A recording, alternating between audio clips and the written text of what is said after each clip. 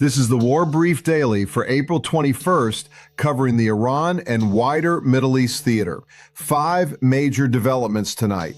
The U.S. Navy has seized an Iranian vessel for the first time in this war.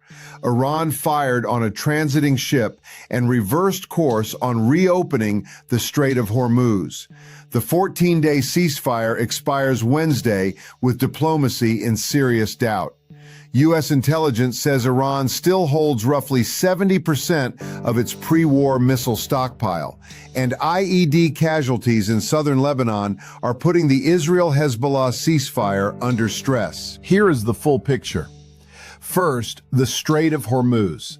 Iran reversed its decision to reopen the strait and fired warning shots at a foreign vessel attempting transit, confirmed by AP, Al Jazeera, and Iranian state media. At least 5 LNG tankers reversed course. No LNG tanker has exited the strait since the war began February 28th. ISWCTP describes Iran's approach as a maritime protection racket, charging roughly $2 million per vessel in IRGC security fees while threatening those who refused. On April 19th, the USS Spruance disabled and commandeered the Iranian-flagged container ship Tuska in the Gulf of Oman after the crew refused to return to port. This is confirmed. It is the first direct seizure of an Iranian ship in this war. Iran acknowledged the seizure and said they chose not to resist, a strategic signal worth noting. President Xi called for the strait to remain open. China moves roughly 5 million barrels a day through Hormuz. Beijing's diplomatic pressure on both sides will intensify heading into Wednesday. Second, the ceasefire. The U.S.-Iran ceasefire expires April 22nd. U.S. officials are expected in Islamabad for a second round of talks, but Iran's foreign ministry stated April 20th it has, quote, no plan for a second round of negotiations for now. IRGC-affiliated media called the prospects bleak. Pakistani officials separately said Iran is willing to attend, a direct contradiction of Tehran's official position. Here is the compounding variable. 2 separate ceasefires are expiring this week. U.S.-Iran on Wednesday, Israel-Hezbollah on April 26th. Iran has conditioned any broader deal on ending the Lebanon war. If the first collapses, the second almost certainly follows 4 days later. That is no diplomatic runway remaining.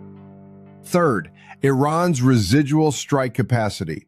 Multiple U.S. officials told the New York Times on April 19th that despite Operation Epic Fury, Iran retains approximately 40% of its pre-war drone fleet, 60% of its missile launchers, and 70% of its overall missile stockpile. Iran has already recovered roughly 100 launchers from underground facilities during the ceasefire. ISWCTP notes it remains unclear whether those launchers are intact and operational. This is an emerging assessment, but the retained capability is significant if Wednesday's ceasefire fails. Fourth, Lebanon. The Israel-Hezbollah ceasefire, in effect since April 16th, is holding but under pressure. 2 IDF soldiers were killed and 37 wounded in the past 24 hours from IEDs attributed to Hezbollah in southern Lebanon. Israeli Defense Minister Katz ordered the IDF to use full force to protect soldiers from any threat. Hezbollah claimed destroying Israeli tanks on April 20th, single source unconfirmed. The Lebanon ceasefire separately expires April 26th. Lebanon's president says his country will negotiate independently from Iran. Fifth, proxy posture. On April 18th, IRGC Quds Force Commander Ghani met with Iraqi militia leaders in Baghdad. Kataib Hezbollah's security chief followed with a public call for increased coordination among, quote, resistance forces.